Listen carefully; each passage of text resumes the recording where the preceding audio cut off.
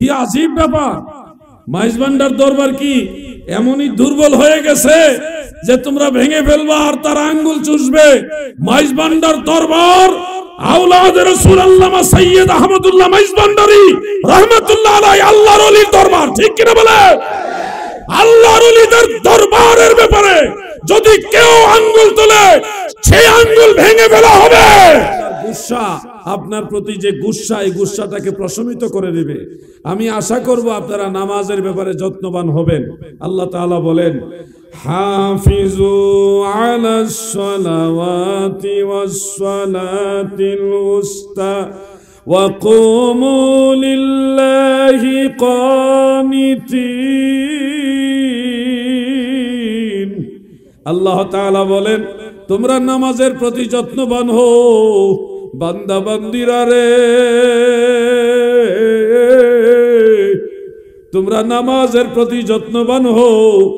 এই নামাজের মধ্যে বিশেষ করে মধ্যবর্তী নামাজের ব্যাপারে গুরুত্ব দাও।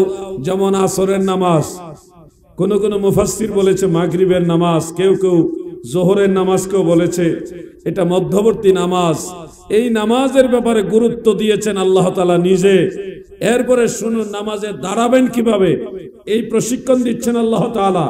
ওয়া কুমু লিল্লাহি কানিতিন,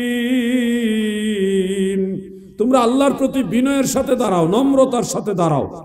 এখন নামাজে দাঁড়াইলেন পেটটা সামনের দিকে ভাসাইয়া, আর চেহারাটা এমন ভাবে ডানে বামে উপরে নিচে বিভিন্ন দিকে নড়াচড়া করছেন, এটার মধ্যে মনোযোগ আসতেছে না, নামাজের মধ্যে মনোযোগ আসতেছে না। এই ধরনের নামাজ আল্লাহ তাআলার দরবারে কবুল হয় না। সূরা কেরাত আপনি পড়লেও একবারে ঠিক ঠিক সূরা কেরাত পড়ছেন, কিন্তু নামাজে আপনি মনোযোগী না, আন্তরিক না, এই নামাজ আল্লাহর দরবারে কবুল হবে না। কারণ আল্লাহর হাবিব বলেছেন, আন আবি উমামা রাদিয়াল্লাহু তাআলা আনহু ক্বালা ক্বালা রাসূলুল্লাহ সাল্লাল্লাহু আলাইহি ওয়াসাল্লাম, ইন্নাল্লাহা তাআলা লা ইয়াকবালু মিন আমালিকুম ইল্লা মা কানা লাহু খালিসান, রাওয়াহুন নাসাই, ইসনাদুহু সহিহ। হযরত আবু উমামা রাদিয়াল্লাহু আনহু থেকে বর্ণিত, আল্লাহর হাবিব বলেন, উম্মতেরা গো, ওই আমল আমার আল্লাহ কবুল করে না যে আমল আমার আল্লাহর জন্য খালেস ভাবে করা হয় না, অর্থাৎ একনিষ্ঠভাবে ইখলাস এবং আন্তরিকতার সাথে যখন আপনি নামাজ আদায় করবেন, সেটাই আল্লাহর দরবারে কবুল হবে। অন্য হাদিসের মধ্যে উল্লেখ রয়েছে, লা সালাতা ইল্লা বিহুদুরিল কলব, নামাজ হয় না হুজুরি দিল ব্যতীত। আপনার দিলে, কালবের ভিতরে যদি আল্লাহ তাআলার জিকির হাজির না থাকে, অন্তরে যদি আল্লাহর কথা মনে না থাকে, তখন ওই নামাজ আল্লাহর দরবারে কবুল হয় না। দাদু আমার মনোযোগ দিয়ে শুনবেন, নামাজে যখন দাঁড়াবেন দুইটা হাত বাম হাতের উপরে ডান হাত রেখে নাভির নিচে এইভাবে রেখে এমন ভাবে দাঁড়াবেন যে বিনয়ের সাথে ভীত সন্ত্রস্ত হয়ে, কারণ আপনি মহামালিক মালিকুল মুলক রব্বুল ইজ্জাত আল্লাহ জাল্লা শানুহু আম্মা নওয়ালুহুর রহমতের দুয়ারে আসামির বেশে আপনি দাঁড়াইছেন। আপনি এখন আসামি, আপনি আল্লাহ তাআলার দরবারে আসামি হিসেবে হাত বেঁধে, কারণ আপনার তো হাত করা নাই, আপনি নিজেই নিজের হাতে হাত রেখে বুঝাইলেন আল্লাহ আমি আসামি। এই দেখেন আপনার দরবারে আসামি, হাতে হাত রেখে হাত করা বেঁধে আপনার দরবারে হাজির। এইভাবে বিনয় নিয়ে নম্রতার সাথে যখন দাঁড়িয়ে যাবেন, তখন আল্লাহ তাআলা খুশি হয়। এই বিনয়ের নামাজগুলি আল্লাহ কবুল করেন। দাদু গো, আপনি যদি মনে করেন আমি লম্বা জুব্বা পরলাম, সুন্দর টুপি পরলাম, মাথায় তেল দিয়া, দাড়িতে তেল দিয়া, চুল দাড়ি আশ্রয় আমি গেলাম, কিন্তু নামাজে আপনার মনোযোগ নাই, মনে রাখবেন, ইন্নাল্লাহা লা ইয়ানজুরু ফি আমওয়ালিকুম ওয়ালা বিসুয়ারিকুম ওয়ালাকিন ইয়ানজুরু ফি কুলুবিকুম, রাওয়াহু মুসলিম। আল্লাহর রাসূল বলে, আল্লাহ তাআলা তোমাদের বাহ্যিক বেশভূষা, ভালো ভালো পোশাক পরে গেছেন, পরিষ্কার হয়ে মসজিদে গেছেন নামাজ পড়ার জন্য, এগুলির দিকে আল্লাহ তাকায় না। আল্লাহ তাআলা তাকায় থাকে দিলের দিকে। এইখানে আমার আল্লাহর কথা স্মরণ আছে কিনা? আপনি যে সুবহান রাব্বিয়াল আ'লা বলতেছেন, সুবহান রাব্বিয়াল আযীম বলতেছেন, এই সময় আপনি আল্লাহ তাআলাকে মনে করে, আল্লাহকে উদ্দেশ্য করে এই কথাগুলো বলছেন কিনা আল্লাহ তাআলা সেটা নজর করে। তাহলে নামাজে আমাদের মনোযোগী হওয়া লাগবে কিনা ভাই? যুবক ভাইরা আপনারাও বলেন, মনোযোগী হওয়া লাগবে কিনা? যদি অমনোযোগী হয়ে নামাজ পড়েন তাহলে ওই নামাজ আপনাকে আখিরাতে নাজাত দিতে পারবে না। কারণ আল্লাহ তাআলা বলেছেন ফাওয়াইলুল লিল মুসাল্লিন আল্লাযীনা হুম আন সালাতিহিম সাহুন আল্লাযীনা হুম ইউরাউন। এখানে আল্লাহ তাআলা দুইটা কথা বলেছেন। মানুষ যখন মানুষকে দেখাইবার জন্য নামাজ পড়ে গো, মানুষ যখন অমনোযোগী হয়ে নামাজ পড়ে, দুইটা কথা, একটা হলো লোক দেখানো নামাজ, আরেকটা হলো অমনোযোগী হয়ে নামাজ। আমার আল্লাহ বলে লোক দেখানো নামাজ আর অমনোযোগী নামাজ, এই ধরনের নামাজ পড়লেও হাসর ময়দানে জাহান্নামের ওয়াইল দুজুখের মধ্যে আল্লাহ আপনাকে নিক্ষেপ করবে। নামাজ পড়ার পরে আপনি জাহান্নামে যাবেন শুধুমাত্র মনোযোগী না থাকার কারণে, আন্তরিক না থাকার কারণে। আর মানুষকে দেখাবার জন্য নামাজ পড়ছেন, এটা ছোট শিরক। এটা কি শিরক? ছোট শিরক। এই ধরনের কাজ আল্লাহ রসুল পছন্দ করেন, আল্লাহ তাআলাও পছন্দ করেন। আমরা নামাজ পড়বো আল্লাহর জন্য। রুকুতে গিয়ে মাথা নত করে যখন বলবেন সুবহান রাব্বিয়াল আযীম, তখন আল্লাহ তাআলাকে আপনি বলবেন আল্লাহ আমি আপনার কাছে মাথা নত করলাম, আপনি বড়, আপনি মহান, আমি ছোট, আমি দুর্বল, আমি অসহায়, আপনি আমার সহায়, আমি ক্ষুদ্র, আপনি মহান, আপনি বড়। এই ধ্যান রেখে যখন সুবহান রাব্বিয়াল আযীম বলবেন তখন আল্লাহ তাআলার দরবার আপনার রুকু কবুল হয়ে যাবে। সুবহানাল্লাহ। যখন সেজদায় যাবেন, সেজদায় গিয়ে বলবেন সুবহান রাব্বিয়াল আ'লা, আল্লাহ আপনি সবচেয়ে বড়, আপনি সর্বোচ্চ মহান, এই কথা বলবেন। আর আমি সবচেয়ে দুর্বল, আমি সবচেয়ে ক্ষুদ্র, আল্লাহ আমার সর্বস্ব জমিনে লুটাই দিলাম আপনার জন্য, আমার নাক কপাল জমিনে ঠেকাই দিলাম আপনার জন্য, আমার সর্ব অঙ্গ, দুই হাত, কপাল, নাক, দুই হাঁটু, দুই পা, আমার সারা শরীর জমিনে ঠেকাই দিলাম। হে দয়াময় আল্লাহ, আপনার জন্য, আপনি সবচেয়ে বড় আর আমি সবচেয়ে ক্ষুদ্র। এই ধ্যান নিয়ে যখন সুবহান রাব্বিয়াল আ'লা বলবেন তখন আপনার সেজদা সরাসরি আল্লাহ তাআলার দরবারে কবুল হয়ে যাবে। এইভাবে আমাদের নামাজ আদায় করার চেষ্টা করতে হবে। নামাজের একটা গুরুত্বপূর্ণ মাসআলা মনে রাখবেন। অনেক ভাই বাবারা সেজদায় গিয়ে দুইটা পা, সেজদা অবস্থায় পিছন দিকে দুইটা পা কেউ তেরা করে ফেলে রাখে, কেউ একটা জমিনে লাগিয়ে রাখে, আর একটা উপরে তুলে রাখে, এলোপাথারি। সেজদার মাসআলাটা মনে রাখবেন। ফতোয়া শামি এবং ফতোয়া আলমগীরের মধ্যে উল্লেখ কোট করে হযরত আব্দুল্লাহ ইবনে আব্বাস রাদিয়াল্লাহু আনহুমার সেই হাদিস যে 7টা অঙ্গ জমিনে সেজদা অবস্থায় লাগায় রাখতে হবে, এটা সেজদার শর্ত। 7টা অঙ্গ হানাফি মাযহাবে 8টার কথা বলেছেন অন্য হাদিস অনুযায়ী। তো সেই 8টা অঙ্গ কি? 2 হাত, 2 হাঁটু, 2 পা, এ হইল 6। এরপরে নাক একটা, কপাল একটা, এই হইল 8। এই 8 অঙ্গ জমিনে লাগায় রাখতে হবে সেজদার সময়। মনে রাখবেন কথাগুলো। সেজদার সময় আপনার 2টা পা এইভাবে মাটির সাথে কমপক্ষে 2টা করে আঙ্গুল লাগায় রাখতে হবে। যদি সেজদা অবস্থায় 2 পায়ের কোনো একটা পা জমিন থেকে কিছুক্ষণের জন্য হলেও তুলে ফেলেন তখন আপনার নামাজ মাকরুহ হয়ে যাবে। কি হয়ে যাবে? মাকরুহ হয়ে যাবে। এক পা লাগানো আছে কিন্তু আরেক পা উপরে উঠাই ফেলছেন, ইচ্ছাই হোক অনিচ্ছাই হোক তুলে ফেলছেন, আপনার নামাজ মাকরুহ হয়ে যাবে। কিন্তু যদি আপনি সেজদা অবস্থায় একসাথে 2 পা জমিন থেকে তুলে ফেলেন, সেজদা অবস্থায় জমিন থেকে যদি 2 পা তুলে ফেলেন তখন আপনার সেজদা সহি হবে না, ফলে আপনার নামাজও হবে না। এত কষ্ট করে নামাজ পড়ার পরও নামাজ শেষ। এগুলি মনে থাকবে না আপনারা? বুঝছেন নি আপনারা? মাসালাটা সবাই বুঝতে পারছেন?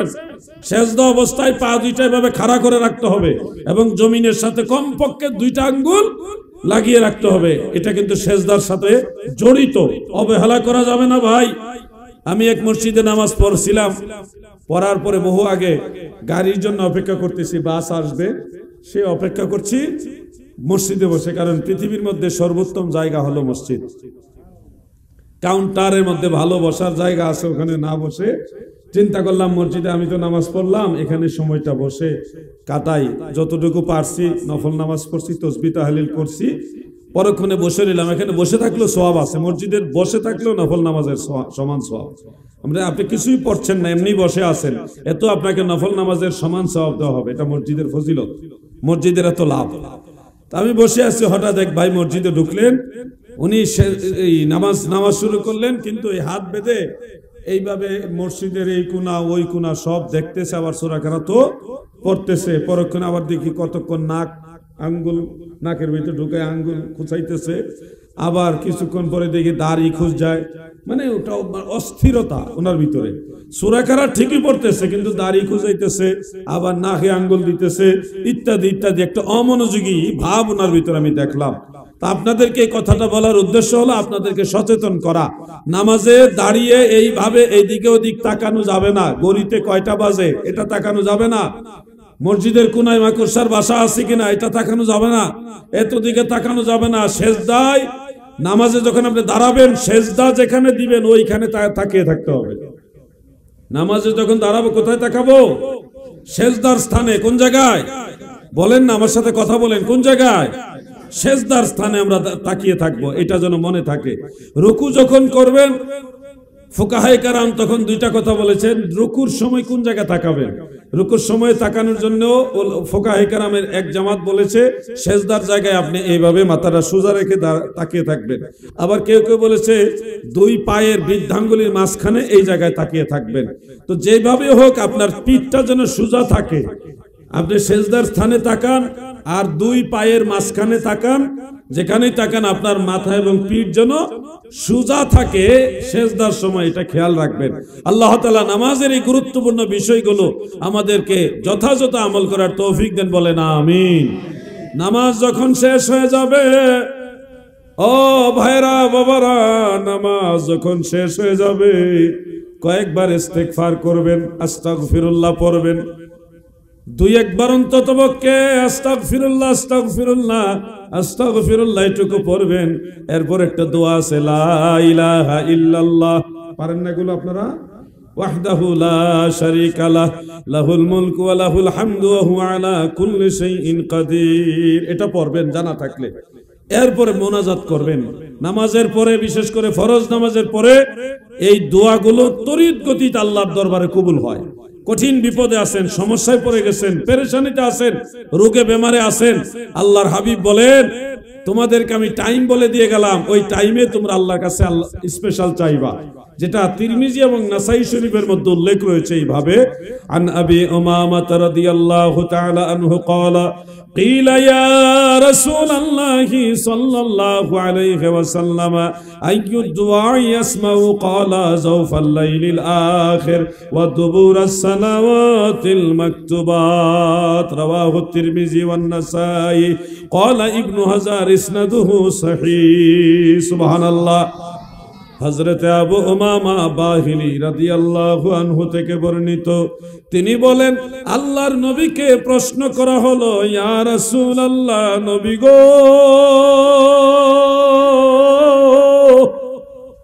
আইয়ুদ দুআ ইয়াসমাউ, কোন দোয়াটা তড়িৎ গতিতে কবুল হয়, কোন সময় দোয়া করলে তাড়াতাড়ি কবুল? রাহমাতুল লিল আলামিন আমাদের দয়াল নবীজি দুইটা সময়ের কথা বললেন। এক নম্বর হলো নিশির শেষ ভাগ, তাহাজ্জুদ নামাজের সময় বান্দা যখন দোয়া করে ওই দোয়াটা তড়িৎ গতিতে কবুল হয়।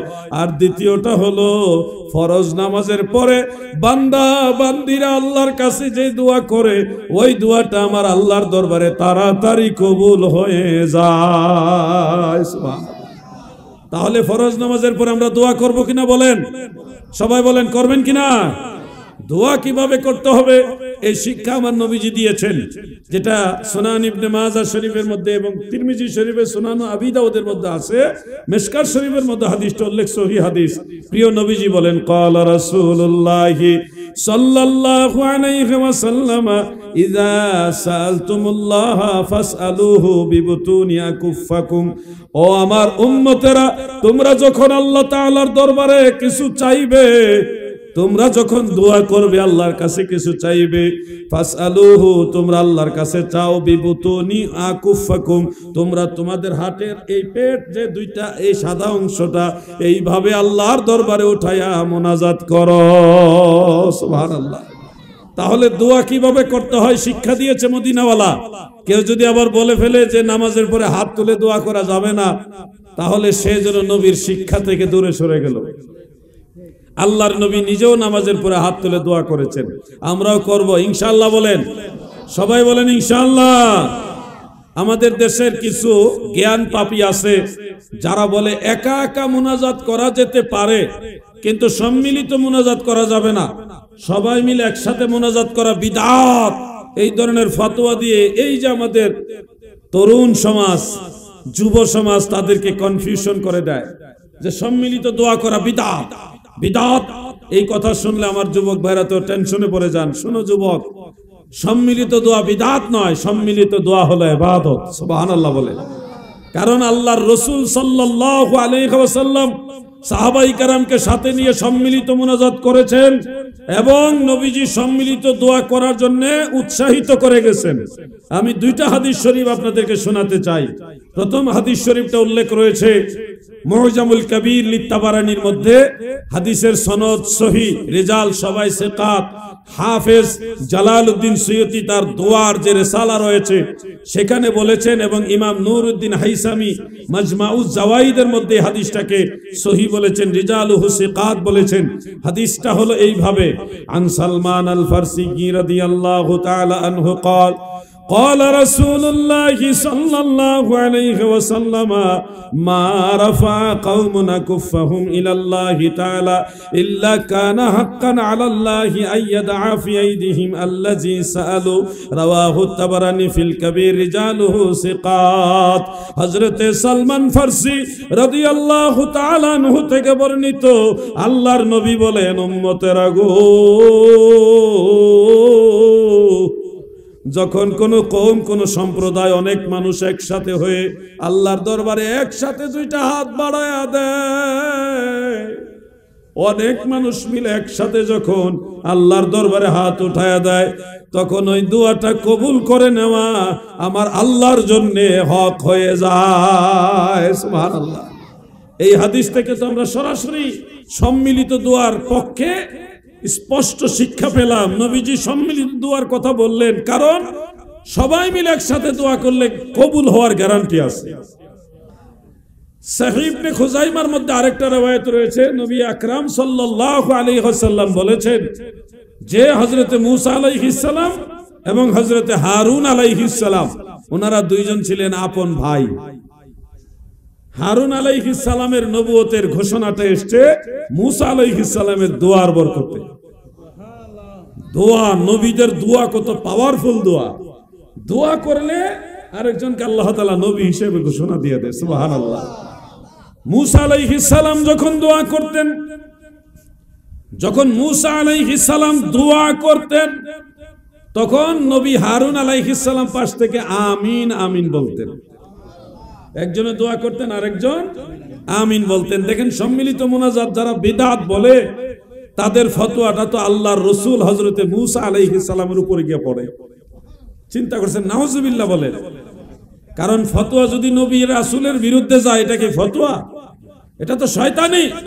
নবী রাসূলুল্লাহ যেই পথে আমরাও চলবো সেই পথে। যুবক ভাইরা কি বুঝতেছেন আপনারা?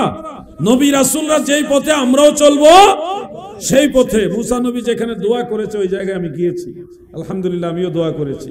মূসা আলাইহিস সালাম যেই নদী দিয়ে, যে সাগর দিয়ে পার হইছেন এবং ফেরাউন ডুইবা মরছে, ওইখানেও আমি গেছি আলহামদুলিল্লাহ। ওই সাগরে কিছুক্ষণ নাইমা দেখে আসছি। মূসা আলাইহিস সালামের ছোঁয়া পাইছে পানি।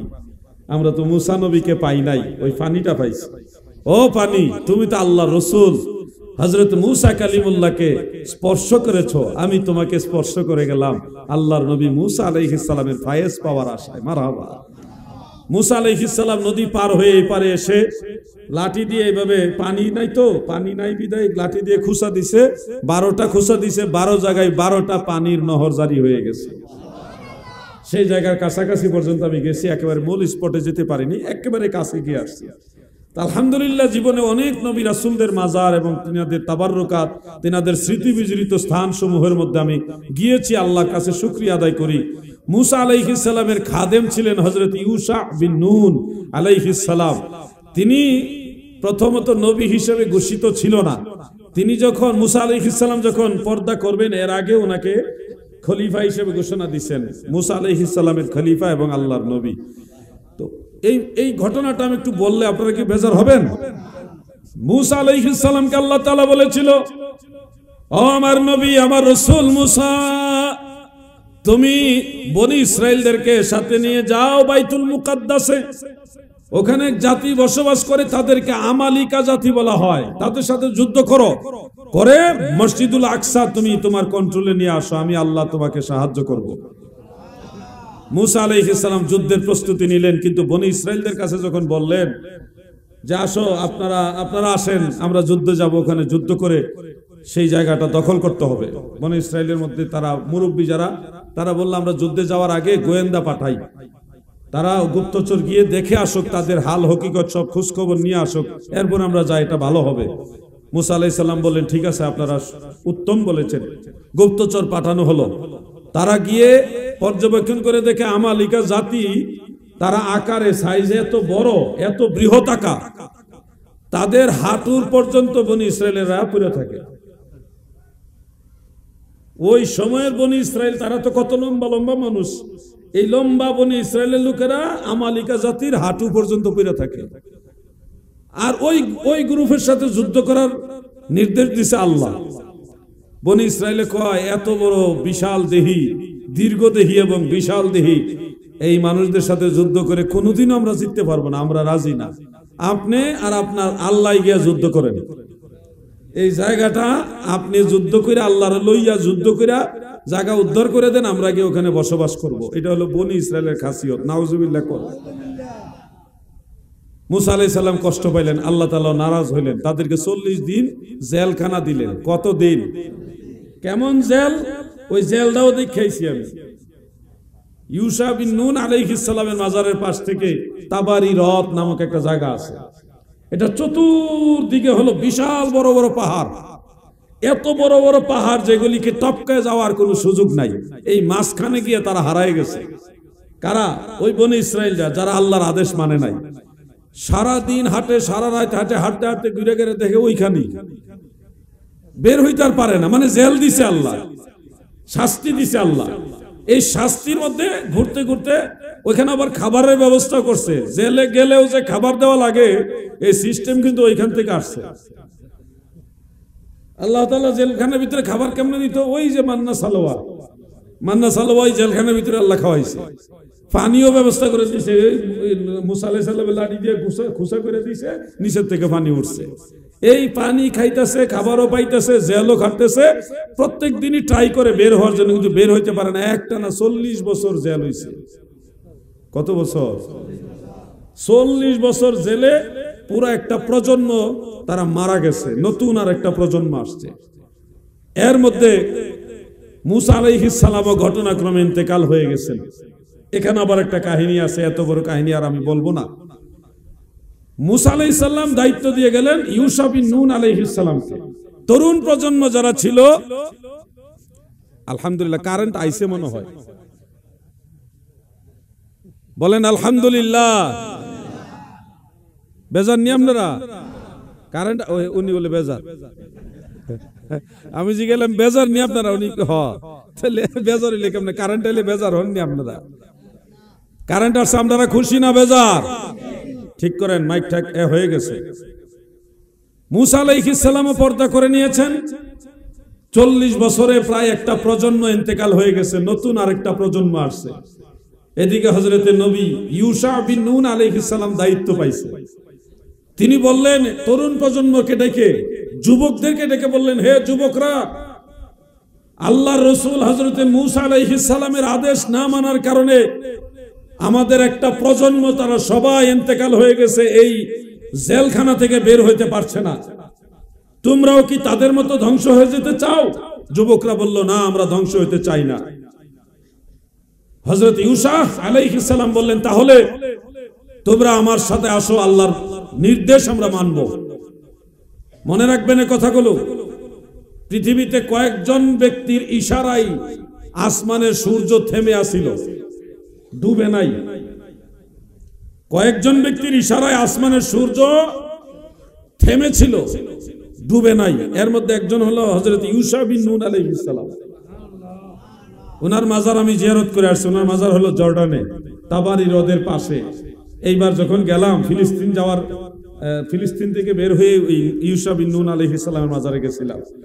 যে ঠান্ডা, আপনি যদি 2 মিনিট ওখানে দাঁড়ান আপনার শরীর বরফের মতো ঠান্ডা হয়ে যাবে, এত ঠান্ডা। তো ইউসা বিন নুন আলাইহিস সালাম যুবকদেরকে নিয়ে তারা প্রস্তুতি নিলেন, যুদ্ধে যাবে। যুদ্ধে গেলেন, গিয়ে দেখে বিশাল দেহি। আল্লাহ তাআলাকে ইউসা বিন নুন বলেন, আল্লাহ, ও আল্লাহ, এত বড় মানুষের লগে আমরা ছোট ছোট মানুষ কিভাবে যুদ্ধ করতাম, আপনি কিছু হিকমত বলে দেন। আল্লাহ তাআলা বলে, তোমরা তাদের পায়ে আঘাত করবা এবং জমিনে পড়ে গেলে তাদের ঘাড়ের মধ্যে আঘাত করবা। 2টা কায়দা বলে দিল, মনে রাখবেন।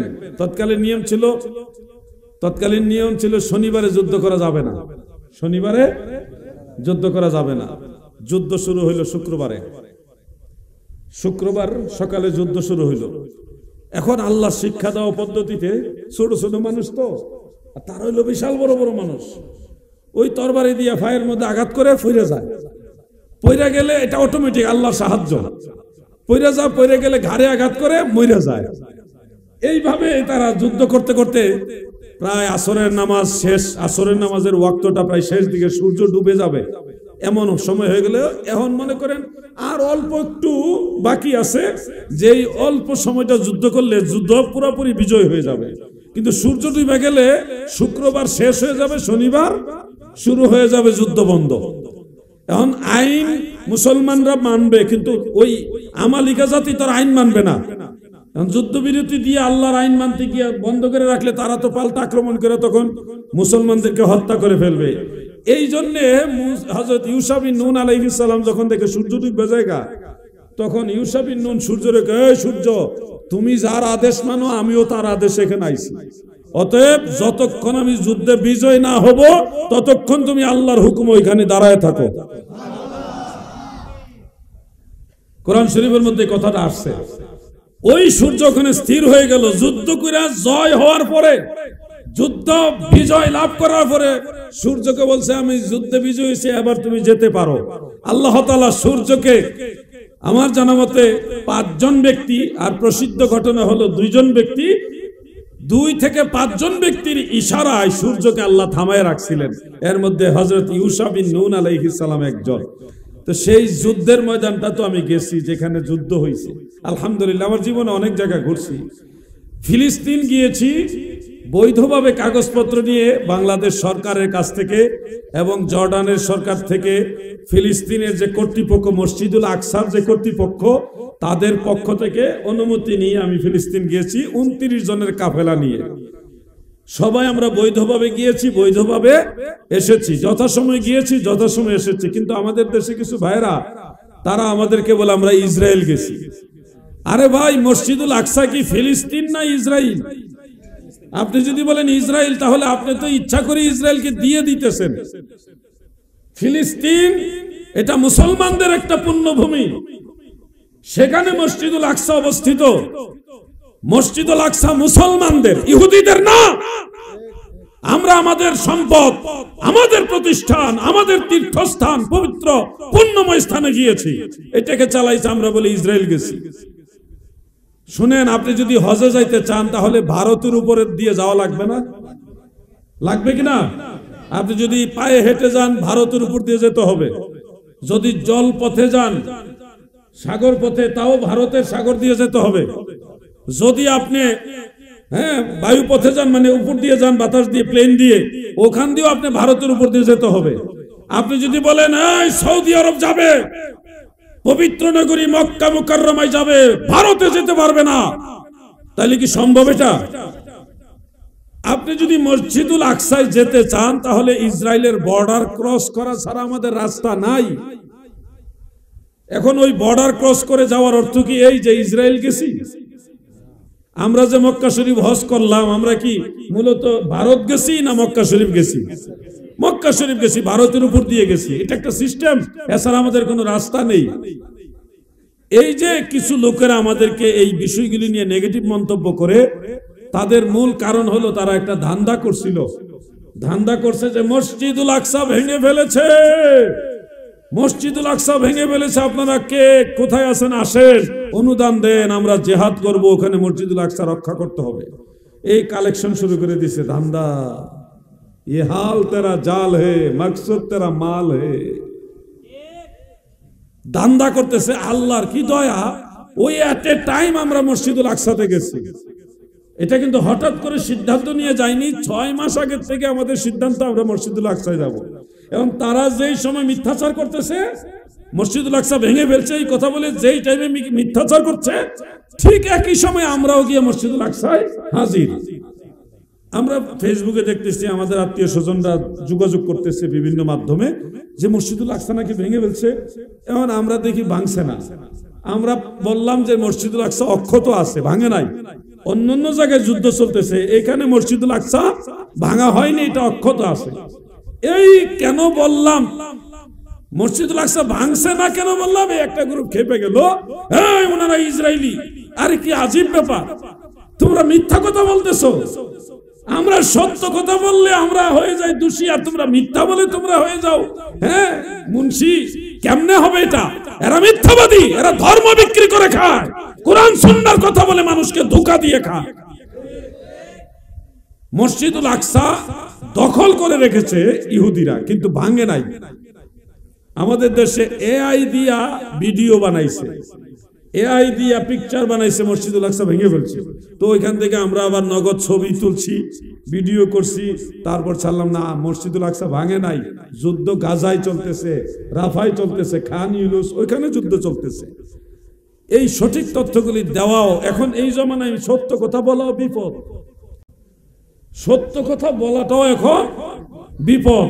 যাই হোক, আলহামদুলিল্লাহ আমরা আমাদের জাতির পিতা হযরত ইব্রাহিম আলাইহিস সালামের মাজারও জিয়ারত করে আসছি। আমাদের সাধ্য অনুযায়ী আমরা 29 জন ছিলাম, আমরা আমাদের সাধ্য অনুযায়ী ফিলিস্তিনি ভাই বোন বাচ্চা যেখানে পাইছি তাদের হাতে আমরা সামর্থ্য অনুযায়ী সহযোগিতা করে আসছি, যতটুকু আমাদের তৌফিক হয়েছে আলহামদুলিল্লাহ। আমি আমার পক্ষ থেকে, আমার বন্ধু বান্ধব সবাই মিলে, ওই গ্রুপে যারা সবাই সহযোগিতা করছে। আপনারা দূর থেকে দেন, এটা যায় কি যায় না গ্যারান্টি নাই, কিন্তু আমরা নিজেরা দিয়ে আসছি 100% নিশ্চিত হইয়া নিজের হাতে দিয়ে আসছি। যারে দিছি কমপক্ষে $100 করে দিছি। $100 বুঝেননি বাংলা কয় টাকা? 12,000-এর বেশি, 12,000-এর বেশি। তো এই $100 করে প্রত্যেকটা লোকের হাতে হাতে আমরা দিচ্ছি। তো এই কাজটা করে আসছে, এটা কি খারাপ কাজ না ভালো কাজ? কিন্তু যারা নবী দুশ্মন, যারা ধর্ম বিক্রি করে খায়, যারা এই ধর্মের দোহাই দিয়ে মানুষকে ধোঁকাবাজি করে নিজেদের ফায়দা হাসিল করে, মানুষদেরকে বলতেছে ফিলিস্তিনের মানুষকে সাহায্য করব, টাকা দাও, কালেকশন করে, কিন্তু এই টাকা ওখানে যায় কিনা সন্দেহ আছে। এরা বলে আমাদের বিরুদ্ধে সমালোচনা, অথচ আমরা নিজের হাতে নিয়ে সেখানে সাহায্য করে আসছি। আমাদেরকে কোনো সংস্থা টাকা দেয়নি, কোন রাষ্ট্র, কোন ধরনের প্রতিষ্ঠান আমাদের টাকা দিন, আমরা নিজেরা যতটুকু সম্ভব হয়েছে দিয়ে আসছি, ভাই বেরাদর বন্ধু বান্ধব মিলেমিশে। এই জন্য বলি ভাই, ধোঁকাবাজের জমানা, এই জমানাটা হলো, আমার পীর কেবলা জান বলতেন যে ভবে হাটেতে হাটক কিনতে এসে চিনতে নারিলি পিতল কেমিক্যাল, বাহিরের রূপে ধাঁধা লাগিল রে তুই, মজিলি মা কালো দেখে ভেলো। এদের লেবাসগুলি অনেক ভালো সুন্দর, কিন্তু ভিতরটা হলো কুৎসিত কালিমাযুক্ত, মাকাল ফলের মতো, বাইরে ফিটফাট ভিতরে সদরগা। আল্লাহর হাবিব রাহমাতুল লিল আলামিন বলেছেন, কুলুবুহুম কুলুবুল আযিম ওয়া লিসানুহুম লিসানুল আরব, তাদের মুখের ভাষা হবে আরবদের ভাষার মতো, মানে খুব ভালো আরবি জানবে, কিন্তু তাদের কালব হবে আজমিদের মতো, হৃদয়ের মধ্যে কোনো মায়া দয়া থাকবে না। এই তো কয়েকদিন আগে আমাদের সুন্নি ভাইরা যখন চট্টগ্রাম হাটাজারিতে জুলুস করে বাড়িতে যাচ্ছে, ধরুম দারুম বাইরে গাড়িগুলি ভেঙে ফেললো, মানুষদেরকে, আমাদের সুন্নি ভাইদেরকে আহত করা শুরু করলো। আবার হুমকি দিতেছে মাইজবান্ডার দরবার ভেঙে ওখানে তারা হাটাজারি মাদ্রাসা বানাইবে। কি আজীব ব্যাপার! মাইজবান্ডার দরবার কি এমনই দুর্বল হয়ে গেছে যে তোমরা ভেঙে ফেলবা আর তার আঙ্গুল চুষবে। মাইজবান্ডার দরবার আওলাদ রাসূল আল্লামা সৈয়দ আহমদুল্লাহ মাইজবান্ডারি রাহমাতুল্লাহ আলাইহি আল্লাহর ওলির দরবার, ঠিক কিনা বলে? আল্লাহর ওলিদের দরবারের ব্যাপারে যদি কেউ আঙ্গুল তোলে সেই আঙ্গুল ভেঙে ফেলা হবে। যদি আল্লাহর ওলিদের ব্যাপারে কোন ধরনের কুনজর দেওয়া হয় তাহলে বাতিলদের দুর্গ যত মজবুত হোক তা ভেঙে চুরমার করে দেওয়া হবে।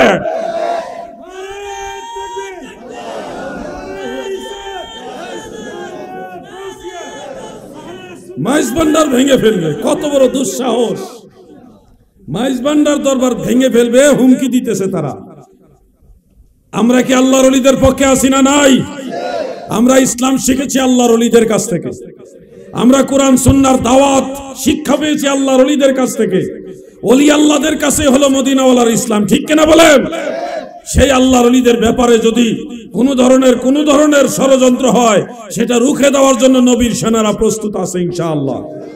মাইজবান্ডার শরীফের দুই একটা মাসালা নিয়ে আমি একমত না হইলে ওলি আল্লাহর দরবার, আল্লাহর ওলির কোনো দোষ নাই, আল্লাহর ওলি ঠিক, কথা ঠিক আছে না? আল্লাহর ওলি ঠিক আছে। কে বা কারা ভুল করে এটা তাদেরটা আমরা সংশোধন করব সময় সাপেক্ষে ইনশাআল্লাহ। কিন্তু ওলি আল্লাহ আমাদের সবার, আল্লাহর ওলির আমাদের মাথার তাজ, ঠিক কিনা বলেন? বিভিন্ন দরবারের উপর আঙ্গুল তুলে, বিভিন্ন দরবারের উপরে অ্যাটাক করে। যুবক ভাইরা শুনেন, আমি যুবকদেরকে বলে যাচ্ছি, কোথাও যদি কোনো তৌহিদি জনতা নামে তৌহিদি জনতা ব্যানার দিয়ে কোন আল্লাহর ওলির দরবারে মব সৃষ্টি করার চেষ্টা করা হয় তাহলে আপনারা মুসলিম জনতা ব্যানার দিবেন। কি জনতা? মুসলিম জনতা ব্যানার দিয়ে আল্লাহর ওলিদের শত্রুদেরকে রুখে দিবেন। তারা দিবে তৌহিদি জনতা, আমরা দিব মুসলিম জনতা। আমরা তৌহিদ মানি, রেসালত মানি। যারা দুইটা মানে তারা শুধু তৌহিদি না, তারা মুসলিম। তারা কি মুসলিম? তাওহীদ এবং রিসালাত দুইটা একসাথে যারা মানে তারা হলো কি মুসলিম জনতা। এই জন্য আমরা মুসলিম জনতা হিসেবে বাংলার প্রতিটা যুবক এখন প্রস্তুতি নিতে হবে। আপনাকে আল্লাহ সাহায্য করবে। দেখেন বাইতুল মুকাদ্দাস আল্লাহর নবী হযরতে ইউসা বিন নুন আলাইহিস সালাম এবং বনি ইসরাইলের মাধ্যমে যুদ্ধ করাইয়া আল্লাহ সাহায্য করছে। তাদেরকে যুদ্ধ করা লাগছে, কিন্তু তারপরে এই মসজিদুল আকসা তারা কন্ট্রোল নিতে পারছে। আপনাদেরকেও কিন্তু কিছু করে আল্লাহর ওলিদের দরবারগুলি নিজেদের আয়ত্তে রাখতে হবে। এমনি কিছু হবে। আল্লাহ যেন যুবকদেরকে ওইভাবে প্রস্তুত থাকার তৌফিক দেন, বলে না আমিন। আমরা ততক্ষণ পর্যন্ত কিছু করব না যতক্ষণ না নিজেরা আক্রান্ত হই। নিজেরা যদি আক্রান্ত হই, পিঠ দেয়ালে ঠেকে যায়, তখন তো আর আমাদের কিছু করার থাকবে না। এই হলো আমার পক্ষ থেকে আপনাদের রিকোয়েস্ট। আল্লাহ তাআলা সবাইকে ঐক্যবদ্ধ হিসেবে কবুল করে, বলে না আমিন। মহব্বতে বলে না আমিন। দুরূদ শরীফ পড়ুন। আল্লাহুম্মা সাল্লি মারহাবা ওয়া আলা আলি সাইয়্যিদিনা। চট্টগ্রামে একটা দুরূদ শরীফ বেশি বেশি পড়া হয়, আসেন এক দুইবার পড়ি। সালাতুন ইয়া রাসূলুল্লাহ, সালামুন ইয়া হাবিবাল্লাহ। বলুন সালাতুন ইয়া রাসূল, মারহাবা, সালামুন ইয়া। আমার দাদু ভাইরা গভীর মনোযোগ, কষ্ট হইতেছে না আপনারা? বেশি সময় বিরক্ত করব না, কিছু প্রয়োজনীয় যুগের চাহিদা অনুযায়ী কিছু কথা বলতে হবে। ভাই শুধু নামাজ রোজার ওয়াজ করলাম, এদিকে আপনার বাড়িঘর ভাঙ্গা দরবার ভাঙ্গা লাইলো, তাইলে আপনি নামাজ রোজার ওয়াজ তো লাগবেই, কিন্তু আপনি নিজে তাকে টিকে থাকতে হবে নাকি? যদি মাইজবান্ডার শরীফের মধ্যে অ্যাটাক হয়, দরবার ভেঙে ফেলে, আল্লাহর ওলির দরবার ভেঙে ফেলে, তাহলে আমরা বাইসে থেকে লাভ আছে? কত বড় দুঃসাহস তাদের! এদেশে ইসলাম প্রচার করছে আল্লাহর ওলিরা, সে আল্লাহর ওলিদের দরবারে যায় তারা আক্রমণ করতে। হযরত শাহপরান রহমাতুল্লাহ আলাইহি দরবারে গেছিল, গিয়া মাজারে তো আর আক্রমণ করে না, বাক্সের টাকাটি চুরি করে নিয়ে গেছে। মাজারে এত দান বাক্স কেন? পীর আউলিয়ার মাজারে, দরবারে, খানকায় দান বাক্স থাকে কেন? মক্কা শরীফ মদিনা শরীফে তো দান বাক্স নাই, আল্লাহর নবীর দরবারে কোনো দান বাক্স নাই, তোমরা পীরের দরবারে এত দান বাক্স কেন? আমাদের অনেক ভাইরা কই ঠিকই তো, মক্কা শরীফ তো মদিনা শরীফ কোনো দান বাক্স দেখছি না, হামদার ফিরের দরবারে তো দান বাক্স লাগে কেন? আপনার একটা ফেস লাগাই দিছে। শুনেন, মক্কা মদিনা এটা হলো সারা বিশ্বের মুসলমানদের জন্য এটা পবিত্র জায়গা, পাক পবিত্র জায়গা। ওইখানে দান বাক্স থাকলেও তো একটা বেমানান। তার মানে কি দান বাক্স বেমানান দিকে রাখে নাই? না, দান বাক্স রাখলে যে কাজ হইতো, কি কাজ হইতো? আপনারা কিছু সহযোগিতা করতেন। এই সহযোগিতাটা বাক্সের মাধ্যমে ওখানে দেওয়া হয় না। আপনি যখন হজের ভিসা লাগাইবেন না, রেজিস্ট্রেশন করবেন, উমরার ভিসা লাগাইবেন, 19,000 22,000 টাকা নিয়ে যায় উমরার সময়, আর হজের সময় তো আরো বেশি নেয়। মিয়া ভাই, দাদু ভাই, আপনার ওই টাকা যেটা দান বাক্স দিতেন, আপনি দিতেন কিনা এটা তো গ্যারান্টি নাই, কিন্তু হজের ভিসা লাগাইলে, উমরার ভিসা লাগলে গ্যারান্টি দিয়ে আপনার থেকে যেটা হাদিয়া নেওয়ার ওটা নিয়ে যায়। কেউ ডাইরেক্ট খায়, কেউ একটু ঘুরাইয়া খায়। বুঝছেন নি বিষয়টা? না বুঝছেন না? টাকা সব জায়গায় নাই। আরব দেশে সৌদি সরকার কি আপনাকে ফ্রি নিতেছে? ফ্রি তো নেয় না রে ভাই। হাজিদের টাকা দিয়ে তো মোটামুটি সৌদি সরকার চলতেছে, হাজিদের টাকা দিয়া। আর তেল, স্বর্ণ এগুলি তো আছে, অন্যান্য ইনকাম, প্রবাসী ভাইদের ইনকাম তো আছেই। হাজিদের থেকে তো অনেক টাকা নিয়ে চালাইতেছে তারা। আপনি বাক্স দেখলে মাথা গরমে যা, মাজারে বাক্স কেন? আরো বাইরে, বাংলাদেশে শুধু বাক্স না, সারা পৃথিবীতে বাক্স আছে। আমি মসজিদুল আকসার আশেপাশে যত মাজার আছে সেখানে আমি গিয়েছি। জাতির পিতা হযরত ইব্রাহিম আলাইহিস সালামের দরবারেও আমি গিয়েছি, সেখানেও বাক্স আছে। ফতোয়া লাগাও। ফিলিস্তিন, হযরত ইউসুফ আলাইহিস সালাম, ইয়াকুব আলাইহিস সালাম, হযরত ইসহাক আলাইহিস সালাম, ওনাদের মাজারের আশেপাশেও বাক্স আমি দেখছি। সেই ইরাকে গিয়েছি, ইরাকেও দেখেছি। হযরত ইমাম হুসাইন রাদিয়াল্লাহু আনহুর দরবারেও বাক্স আছে। মানুষ বাক্স কিনে টাকা কত নিবেন? মানুষ এমন ভাবে দেয় আপনি নিয়ে কুলাইতে পারবেন না। এগুলি ওয়াহাবিরা দেখলে তো তাদের মাথা নষ্ট হয়ে যাবে। শেরে খোদা মাওলা আলী রাদিয়াল্লাহু আনহুর দরবারেও দেখছি বিশাল বড় মানুষ টাকা দেয়। পুরা মিশরে অসংখ্য মাজার আমি জিয়ারত করেছি, অসংখ্য মাজার। প্রত্যেকটা মাজারে আশেপাশে সহযোগিতার জন্য দান বাক্স থাকে, আছে। ভারতবর্ষে আমি তো কত মাজার, হযরত মুজাদ্দেদ সাহেব, আলা হযরতের দরবার, বহু দরবার আমি ঘুরেছি, বহু জায়গায়, প্রত্যেক জায়গায় দান বাক্স আছে। আপনি যদি বলেন দান বাক্স থাকতে হবে কেন? আরে ভাই, এমনি এমনি কি মসজিদ চলে, না মাদ্রাসা চলে, না এতিমখানা চলে? মানুষের সহযোগিতা দিয়ে তো চলে নাকি? এমনি এমনি তো কোনো কিছু চলবে না। মাজারে টাকা দিয়ে কি করবে? মাজারে টাকা দিয়ে কি করবে? বড় পীর সাহেব গাউসে পাকের দরবারে গিয়ে দেখো, প্রত্যেক দিন 2 বেলা মানুষকে ফ্রি খাওয়াইতেছে। আমি নিজে খাইয়া আসছি, এবং আমরা কাফেলার লোকেরা অনেকে ওখানে দিয়ে আসছি। সে সারহিন শরীফ পাঞ্জাবে গিয়েছে, মুজাদ্দেদ আল ফিসানির দরবারে লঙ্গরখানা আছে, ফ্রি খাওয়াইতেছে মানুষকে 2 বেলা। সেই খাজা গরিবে নওয়াজ মঈনুদ্দিন চিশতি রহমাতুল্লাহর দরবারে বিশাল বড় ডেক আছে, সেখানে রান্না করে, খিচুড়ি রান্না করে খাওয়াইতেছে। এত বড় ডেক যে 200-300 ওয়াহাবি ডেমেজে ফেলে দেওয়া যাবে। এই যে মানুষকে খাওয়াইতেছে এবং এটার পিছনে যারা শ্রম দিতেছে, সময় দিতেছে, তাদের পরিবার পরিজন, ছেলে মেয়ে, বাচ্চা কাচ্চা, ফ্যামিলি আছে না? তো তাদেরকে কি আপনি বাতাস খাওয়াইয়ে বাঁচবে তারা? তাদের তো সহযোগিতা করতে হবে। মসজিদে ইমাম সাহেব যদি বলেন আপনি নামাজ পড়াবেন, টাকা নিবেন কেন? তো কেমনে? তো উনি কি ভাত খাইবে না, না খেয়ে থাকবে? আমরা তো খানা দিচ্ছি, তো ওনার স্ত্রী আছে না, আপনি বিয়ে করছেন, ওনার বিয়ে ওয়াইফ নাই, আপনার ছেলে মেয়ে শোনার নাই, আপনার ছেলে মেয়ে লেখাপড়া করে, ওনার ছেলে মেয়ে লেখাপড়া করবে না? এগুলি তো কমন সেন্সের বিষয়, এগুলি তো বোঝানোর বিষয় না, দলিলেরও বিষয় না। এগুলি তো সাধারণ জ্ঞান যার আছে সেও বুঝার কথা, ঠিক না ভাই? মাজারের টাকা দেখলে ওনার মাথা নষ্ট হয়ে যায়, অথচ নিজে বস্তালে গ্রামে গ্রামে ঘুরা তরকারি যা আছে কালেকশন করে নিতেছে, চাউল কালেকশন করতেছে, মাছ সুদ্ধা কালেকশন করে, সব কালেকশন করে হুজুরে নিয়ে খাইতেছে, ছাত্রদের লইয়াই খায়। তা আপনারটা নিলে কোনো কথা নাই। মাজারে আল্লাহর ওলির দরবারে মেহমান মুসাফিররা যায়, ওখানে দিলে আপনি আপত্তি করেন, তাহলে আপনারটা জায়েজ হলো কিভাবে? এগুলি করবেন না। ধর্মীয় প্রতিষ্ঠানে আমাদের সবার সহযোগিতা দরকার।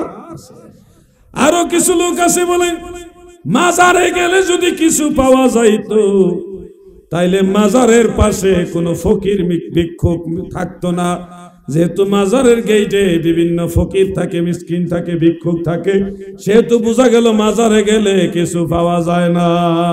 এক ধরনের মানুষ আবার চিল্লায় চিল্লায় কয় ঠিক। আচ্ছা, মাজারের গেটে ফকির আছে, এই কারণে যদি আপনি ধরে নেন যে এখানে গেলে কিছু পাওয়া যায় না, আমরা তো লক্ষ্য করি অনেক মসজিদে জুমার নামাজ পড়ে যখন বের হই, বড় বড় মসজিদে, তো গেটের ডাইনে বামে কিছু ফকির অসহায় মানুষ থাকে, তাদেরকে আমরা সাধ্য অনুযায়ী কিছু দেই। তা আপনি যদি বলেন যে ফকির থাকলে বোঝা গেল এখানে গেলে কিছু পাওয়া যায় না, তো মসজিদে যে ফকির থাকে তাহলে কি মসজিদে গেল আল্লাহর কাছে কিছু পাওয়া যায় না? নাউজুবিল্লাহ। মক্কা শরীফ গিয়া দিকে ওখানেও ফকির আছে। কেউ হাজী সাহেব আছেন নাকি এখানে? মক্কা শরীফ মহিলারা ভিক্ষা করে, কি সুন্দর পোশাক তাদের, বুরকা, বিশাল বড় বড় বুরকা, বলে আমি অসহায়, আমাকে ইয়া করেন, হাদিয়া দেন, সাহায্য করেন। আরবিতে বলে, কেউ আবার উর্দুতে বলে, বিভিন্ন রাষ্ট্রের এরা ইয়া করে। আফ্রিকার মহিলারা, কিছু পুরুষও আছে, পাকিস্তানের মহিলারা, পুরুষরা এরা ভিক্ষা করে। এক লোকে প্লেনে উঠটা ভিক্ষা করা শুরু করছে, সোশ্যাল মিডিয়াতে দেখছি। পাকিস্তান থেকে ফ্লাইট যাচ্ছে জেদ্দার উদ্দেশ্যে, এখন প্লেন জন উপরে উঠছে, হ্যাঁ ভিক্ষা করা শুরু করছে।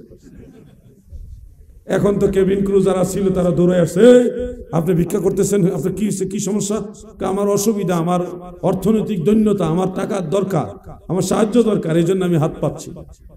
আপনি এখানে কেন ভিক্ষা চাবেন? এটাকে নিষেধ, এখানে ইয়ে করা, ভিক্ষা করা নিষেধ। তো উনি বলতেছে ভিক্ষা করা নিষেধ হলে নামাই দেন আমারে।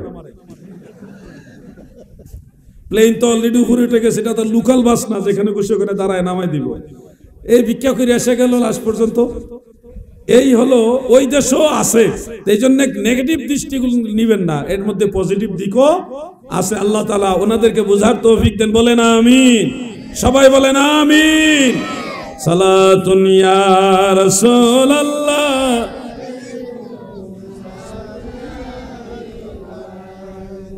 সালাতুন ইয়া।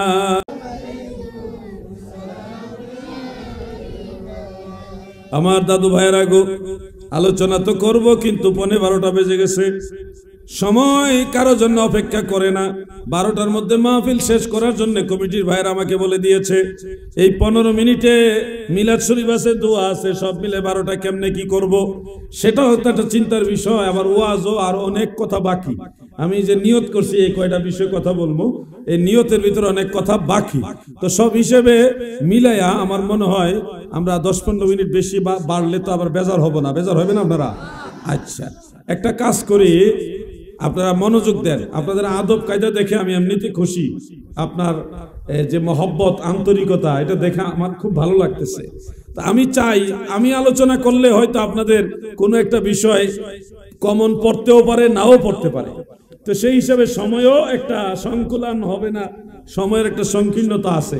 আমি চাই আপনাদের পক্ষ থেকে, এই যুবক যারা আছে, বিশেষ করে আমি যুবকদের নিয়ে বেশি কথা বলি, মুরব্বীদের নিয়ে টেনশন নাই। মুরব্বীদের তো এক কাল দুই কাল শেষ, এখন শেষ কাল। আল্লাহ তাআলা দয়া করলে আপনারা ঈমান নিয়ে কবরে যাবেন, আমিন বলেন। কিন্তু আমাদের যুবক ভাইদের নিয়ে আমরা টেনশন করি, কারণ তারা তো বিভিন্ন দিকে লেখাপড়া করে, কলেজে ইউনিভার্সিটিতে পড়ে, বন্ধু মহলের মধ্যে অনেক লোক আছে তাদেরকে বিভ্রান্ত করে। তাদের অনেক কথা থাকে, যে কথাগুলো আমরা ওয়াজ মাহফিলে দেখা গেছে 1-1.5 ঘন্টা 2 ঘন্টা ওয়াজ করি, এই ওয়াজের ভিতরে তাদের অনেক কথা আমাদের মাঝে আসে না, আলোচনার ভিতরে আসে না। তো এই কারণে আমাদের সুন্নি যুবকরা দেখা যায় ভিন্ন দিকে, বিভিন্ন দলে তারা মিশে যায়। তো এটা কিন্তু আমাদের জন্য একটা ব্যর্থতা। আমি চাই যুবকদের সাথে আমাদের একটা আন্ডারস্ট্যান্ডিং হোক, একটা আলাদা যোগসূত্র তৈরি হোক, তারাও ধর্ম নিয়ে বুঝুক, স্টাডি করুক, তাহাকিক করুক, অজানাটা জানুক। এই জন্য আমি যুবকদের উদ্দেশ্যে স্পেশাল আজকে একটা অফার দিলাম। সেই অফারটা হলো, আপনারা ধর্মীয় যে বিষয়গুলো প্রয়োজন মনে করেন, খটকা বিষয় না, শিক্ষণীয় বিষয় মনে রাখবেন। নূহ নবীর নানির বাপের নাম কি? এটাও কিন্তু একটা প্রশ্ন, কিন্তু এটার উত্তর নাই। নূহ নবীর নানির বাপের নাম, এটার কোনো উত্তর নাই। এটার উত্তর আপনি খুঁজে পাবেন না। এখন আপনারা যারা আছেন, এই ধরনের প্রশ্ন করলে এটাকে এলাও করবেন? এটা তো শিক্ষার জন্য করা হবে না, এটা করা হবে বক্তাকে আটকাইবার জন্য। কারণ এটার উত্তর কে? এখানে যারা আছেন আপনারা নিজেরাও নানির বাপের নাম জানেন? আপনাদের নিজেদের নানির বাপের নাম জানেন? আমার প্রশ্ন করছিল এক মাহফিলে অনেক আগে, যার কারণে আমার এটা মনের ভিতরে গাইতে রয়েছে। আর একজনে জিজ্ঞাসা, আমি কমলাপুর থেকে জামালপুর যাবো, ট্রেনের যে ড্রাইভার লঘু মাস্টার না কি কয়টা, লোকোমেটিক মাস্টার না কি, আমি নামও জানি না। হ্যাঁ, আচ্ছা, যে কোনো একটা মাস্টার, এই মাস্টারে ট্রেন থেকে নাইমা, আপনি আলাউদ্দিন জিহাদি না? আমি বললাম জি। আরে হুজুর, আপনার লোকে দেখা হইল, ভাগ্য বলো, আমি তো আপনার ওয়াজ শুনি, আপনার ওয়াজ আমার খুব ভালো লাগে, আমার বাড়ি জামালপুর। কই যাইবেন? আমি কি জামালপুরই যাবো। আরে খাইছে, আপনি আমাদের এলাকা যাবেন, মানে আন্তরিকতা হয়ে গেল। উনি কয়, আমার একটা প্রশ্ন আছে। কি প্রশ্ন? যে হযরত আদম আলাইহিস সালামের ছেলে হযরত শীস আলাইহিস সালামের স্ত্রীর নাম কি? আদম আলাইহিস সালামের ছেলে হযরত শীস আলাইহিস সালামের স্ত্রীর নাম ওনার জানতে মনে হয়েছে। তা আমি কি, আপনি ট্রেন চালানোর সময় এরকম কার স্ত্রীর নাম কি এগুলি চিন্তা করেন? না হুজুর, এটা একটা বিশেষ কারণ আছে। তো কারণটা আমি তখন বুঝছি, শীস আলাইহিস সালামের তো কোনো জোড়ায় স্ত্রী ভাগা ছিল না। আদম আলাইহিস সালামের প্রত্যেক সন্তানরা জোড়ায় জোড়ায় জন্ম হয়েছে, একটা ছেলে একটা মেয়ে, একটা ছেলে একটা মেয়ে। তো এই জোড়ার মেয়ের সাথে আরেক জোড়ার ছেলের বিয়ে হইতো, ওই জোড়ার মেয়ের সাথে এই জোড়ার ছেলের বিয়ে হইতো, এইভাবে বিয়ে শাদী হইতো। কিন্তু এই হযরত শীস আলাইহিস সালামের ভাগে কোনো মেয়ে পড়ে নাই, কারণ উনি একলা জন্ম হয়েছে, উনার সাথে কোনো মেয়ে জন্ম হয় নাই, বিদায় উনি আর বিয়ে করার জন্য কোনো মেয়ে ভাগে পায় নাই। তা উনার বিয়েটা তো একটা ব্যতিক্রম বিষয়, কার সাথে ওনার বিয়ে হইল? এই জন্য উনি এই প্রশ্ন বের করছে যে শীস আলাইহিস সালামের স্ত্রীর নাম কি। বুঝছেন নি বিষয়টা? খটকাটা কোন জায়গায়? হঠাৎ করে যদি আমার ভাইরে এই প্রশ্ন করে না জানা থানা বেশ লেগে যাবো। এটা না জানা কোনো দোষ না, সবকিছু যে আমি জানি তাও না। আমার এটা জানা ছিল, আমি আলহামদুলিল্লাহ বাইরে বলে দিছি, বলার চেষ্টা করছি। আল বিদায়া ওয়ান নিহায়ার মধ্যে উল্লেখ, হযরত শীস আলাইহিস সালামের স্ত্রীর নাম হলো হযরত উযাইরা আলাইহাস সালাম। তিনি কোত্থেকে আসলো? উনি তো ভাগে স্ত্রী পাওয়ার কথা না, কারণ পৃথিবীতে ওই সময় কোনো মানুষ নাই ওনারা ছাড়া। উনি এই উযাইরা আলাইহাস সালামকে কোথায় পেলেন? এটার একটা কাহিনী। আদম আলাইহিস সালাম যখন ইন্তেকাল হবেন, এর আগে কিছুদিন উনি অসুস্থ, বলছিলেন যে আমি জান্নাতে ফল ভক্ষণ করেছিলাম, আমার খুব ইচ্ছা জান্নাতি ফল খাইতে।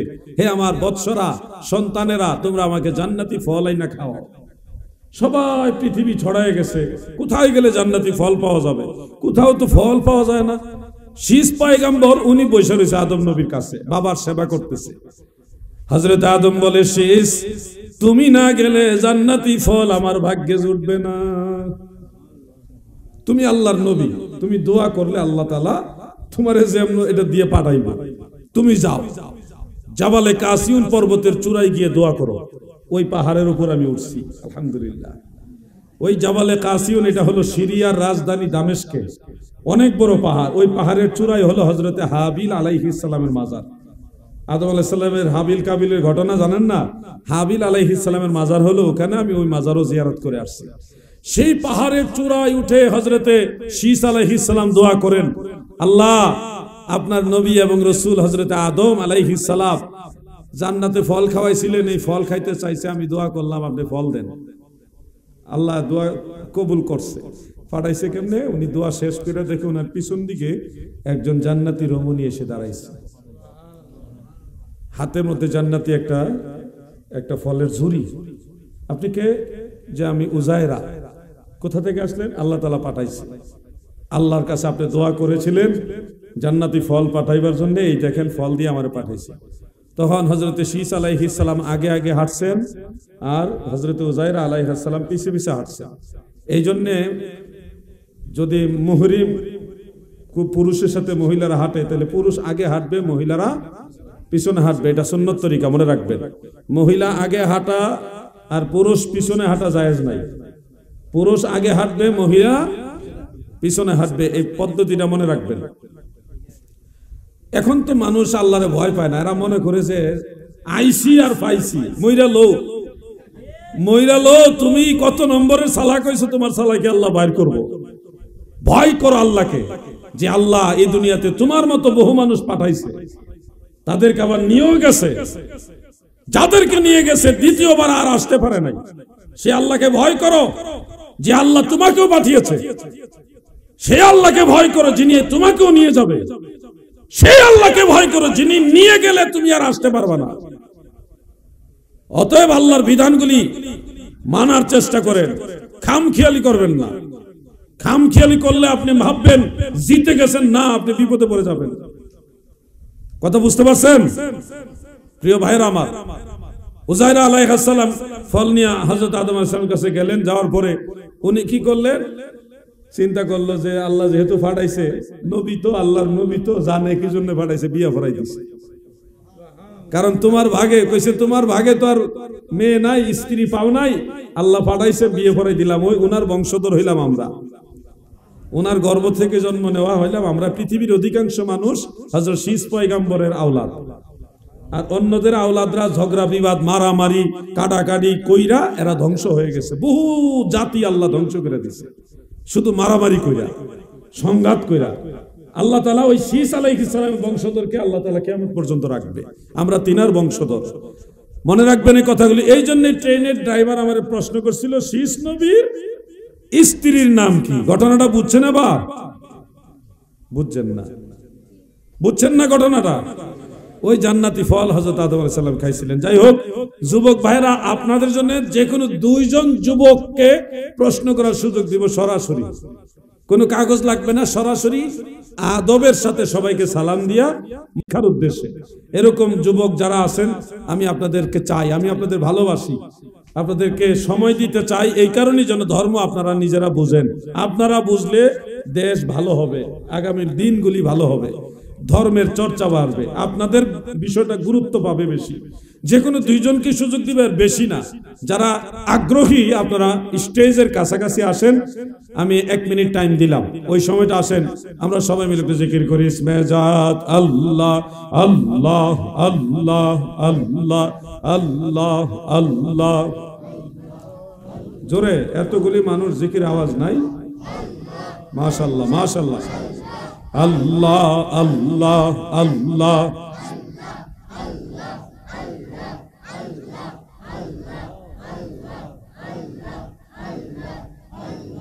আল্লাহ আল্লাহ আল্লাহ আল্লাহ আল্লাহ আল্লাহ আল্লাহ আল্লাহ আল্লাহ আল্লাহ আল্লাহ।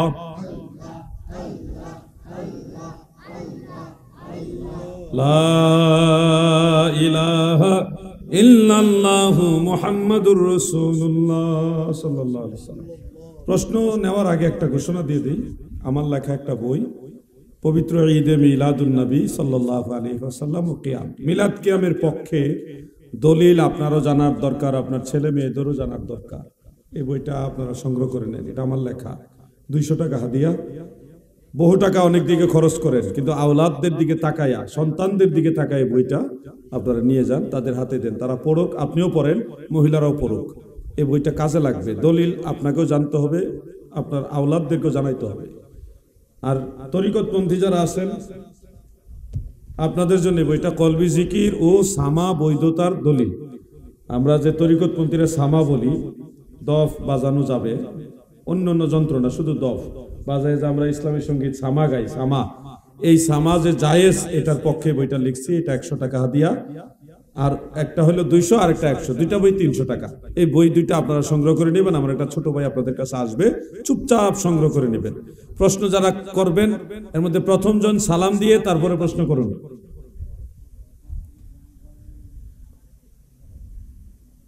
সবাই দিয়ে চুপচাপ প্রশ্ন করলে কেউ অপমান করবেন, আমি নিজেই তো পারমিশন দিলাম। ওয়ালাইকুম আসসালাম। প্রশ্ন তো যুবকদের জন্য। ঠিক আছে, যুবকরা ফেল, আপনি করেন।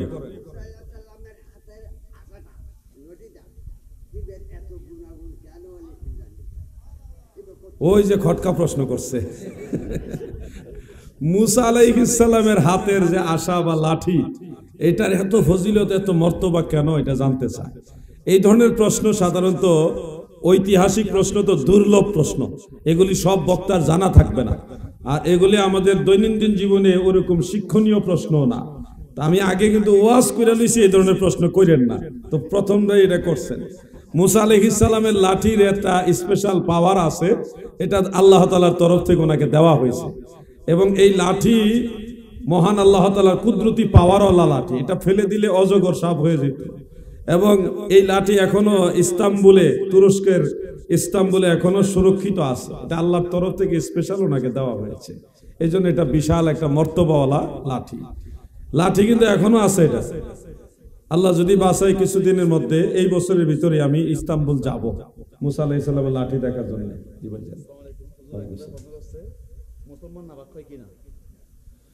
এক ভাই প্রশ্ন করেছেন মুসলমান নাপাক হয় কিনা। মনে রাখবেন, পাক নাপাকি দুই দৃষ্টিতে দুই রকম। একটা হলো জিসমানি পাক নাপাক, আর একটা হলো রুহানি পাক নাপাক। জিসমানি দৃষ্টিতে মুসলমান পাকও হয় নাপাকও হয়। যেমন শারীরিক ভাবে আপনার শরীরে যদি কোনো নাপাকি লাগে, প্রস্রাব লাগে, পায়খানা লাগে, বা এই ধরনের কোন ধরনের নাজাসাত লেগেছে, তখন আপনি নাপাক হবেন। এটার জন্য আপনার পবিত্র হওয়া শর্ত।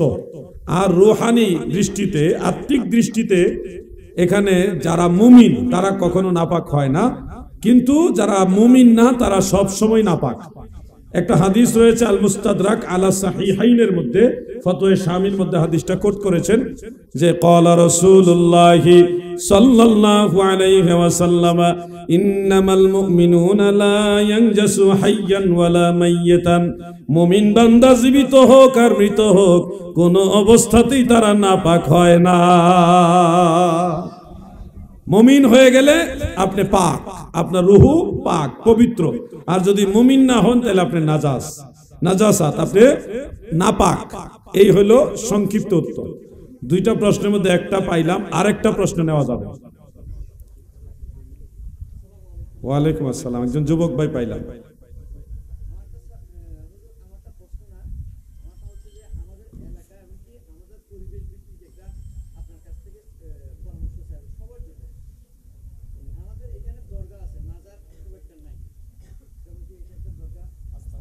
আস্তানা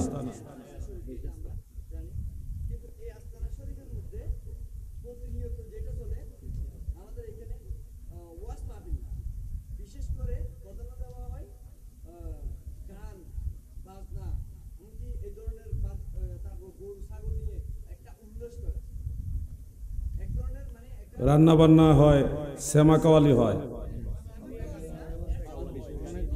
আচ্ছা, ও মহিলা দিয়ে গান করা। আচ্ছা আচ্ছা, ঠিক আছে, বিষয়টা আমি বুঝতে পারছি।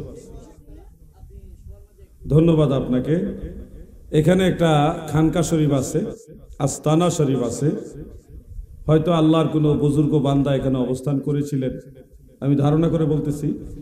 সেই উপলক্ষে আপনার এই জায়গাটা সংরক্ষণ করে সময় সুযোগ মতো সপ্তাহে একদিন বা মাসে একদিন আপনারাও এখানে বসেন, আপনারা কিছু একটা করেন, ধর্মীয় কাজ হিসেবে করেন।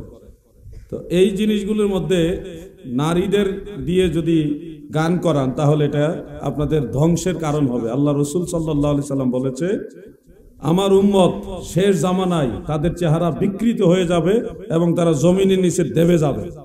মানে মরার সময় তাদের চেহারা শূকরের মতো হয়ে যাবে, শুকাইতে শুকাইতে একেবারে চেহারা হয়ে যাবে শূকরের মতো। শূকর চিনেন?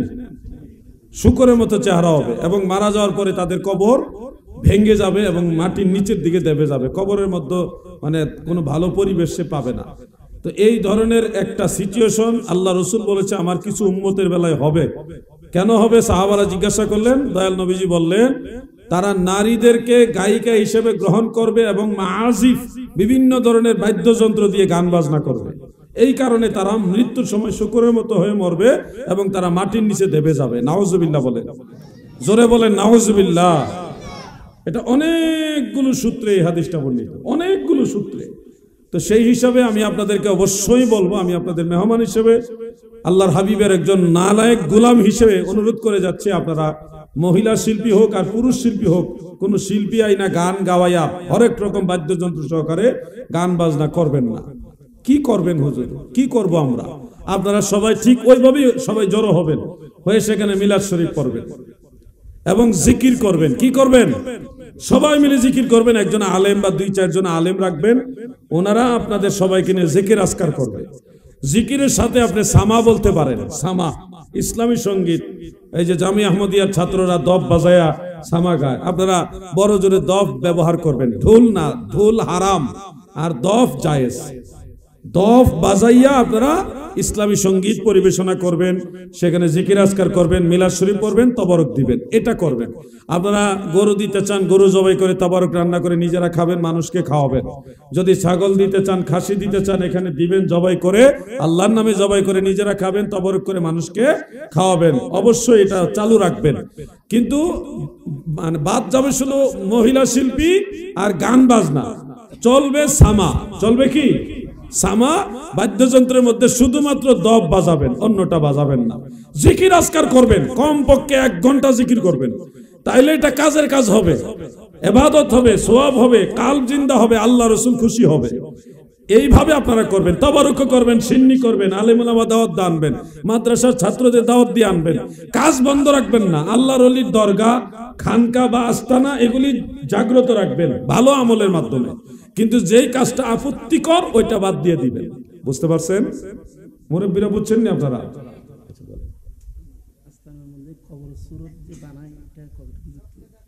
কবরের সুরত বলতে কোথাও যদি কোনো আল্লাহর ওলি বসে, জায়গাটা সংরক্ষণ করা যাবে, কিন্তু কবর বানানো যাবে না। হ্যাঁ, জিয়ারতের জন্য আপনি জায়গাটা সংরক্ষণ করবেন একটা স্পেশালি। এখানে একজন বুজুর্গ বসেছিলেন, আমি জর্ডানে গিয়ে দেখেছি হযরত বেলাল রাদিয়াল্লাহু আনহু যখন সিরিয়া গেছিলেন, জর্ডানটা সাবেক সিরিয়া, তো সিরিয়া যখন হযরত বেলাল রাদিয়াল্লাহু আনহু গেলেন, যাওয়ার পরে একটা জায়গায় কিছুদিন উনি অবস্থান করছিলেন।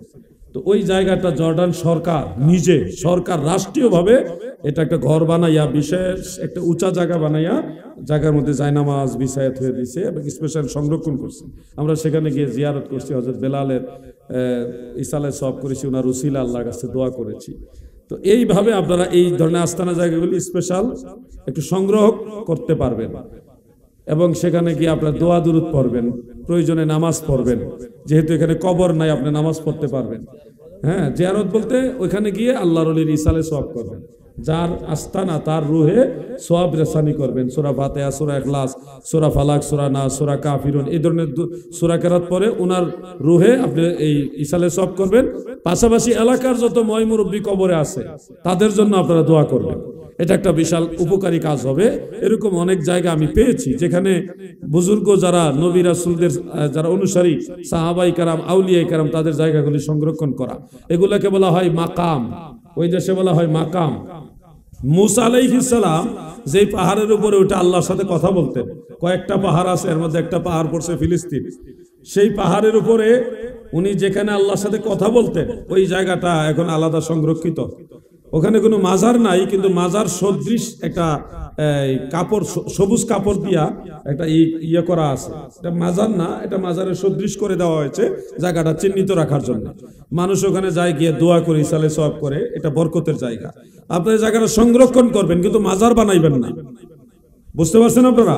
সংরক্ষণ করবেন, ইসালে সওয়াব করবেন, এখানে এসে দোয়া করবেন, মিলাদ শরীফ পড়বেন, জিকির আজকার করবেন, যে কোনো নেক আমল করবেন, কিন্তু এখানে মাজার বানানো যাবে না। আল্লাহ আমাদের সব ভাইকে বুঝার তৌফিক দেন, বলে না আমিন। মহব্বতে বলে না আমিন।